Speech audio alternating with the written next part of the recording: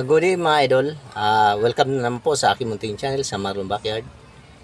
For today's video mga idol ay share ko po sa inyo yung aking gagawin o ginagawa na. Ayan. Ito po mga ka-backyard.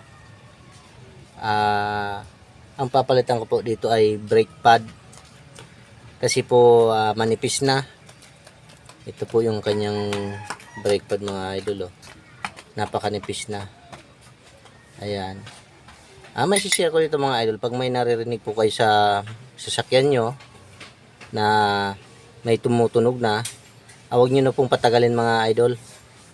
Kasi sisirain po itong rotor disc nyo. Magbabakal sa bakal yan mga idol. Ayan. Magbabakal sa bakal. Masisira mga idol hanggang sa bumili kayo ng bagong rotor disc. Bis na pwede pa i-replace machine shop. Ayan mga idol.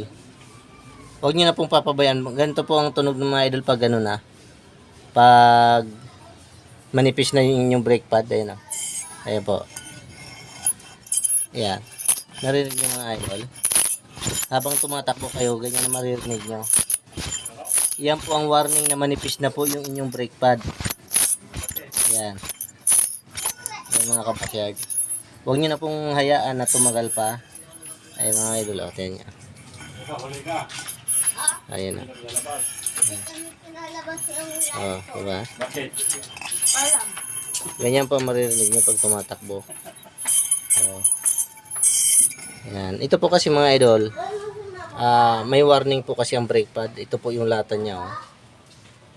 Ito po. Ayan. Ito to. Ito po yung sasabit muna dito sa rotor disc para umingay siya, malaman nyo na manipis na po yung kanyang brake pad. Ito po ang maunang dumikit dito sa bakal para po pag naubos tong lining, hindi didikit dito sa bakal. Kasi pag dumikit po sa bakal, kakayo rin yan, ninipis po ng gusto hanggang sa bumili po kayo. Imbis na pwede pang machine shop po yan. Pwede po yan. Ito mga machine shop na po ito kasi may labi na ito mga idol. Kailangan pantay na pantay po yan para yung lining niya kapit na kapit. Yan, kapit na kapit po dito sa kanyang rotor disc. Ayan. Kaya mga idol, pag may narinig kayo sa sasakyan nyo, yan, huwag nyo nang patagalin. Para hindi umabot sa bibili kayo ng bago. Kasi medyo may kamahalan po itong bago na to, rotor disc. Yan mga idol. Makapal pa yan.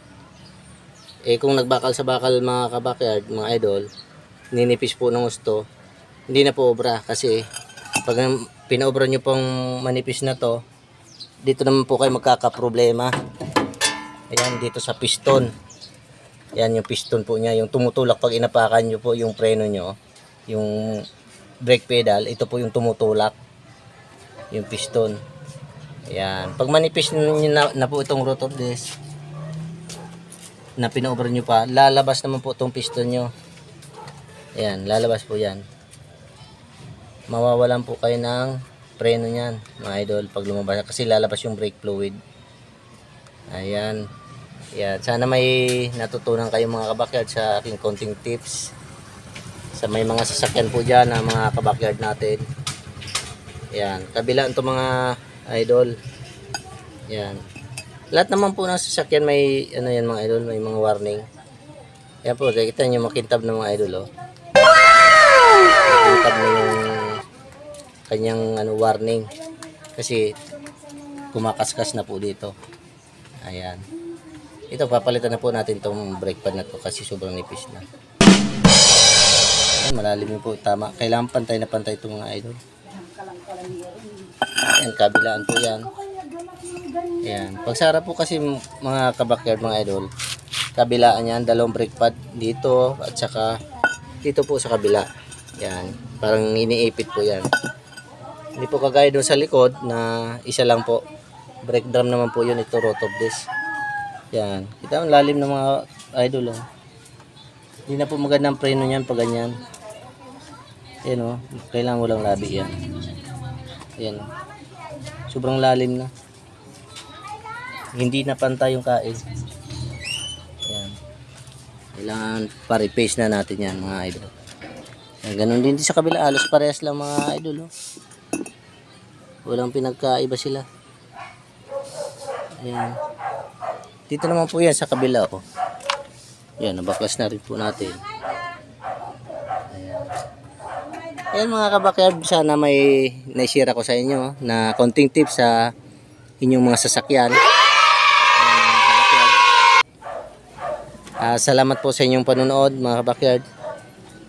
Sa hindi pa po nakapag-subscribe sa aking munting channel, pakisubscribe na lang po mga idol, mga kabakyard.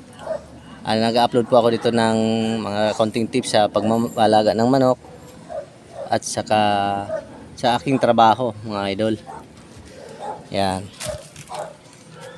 Yan, salamat po ulit mga kabakyard. Hanggang sa muli po ang inyong lingkod, Marlon Backyard po. Bye bye and God bless po.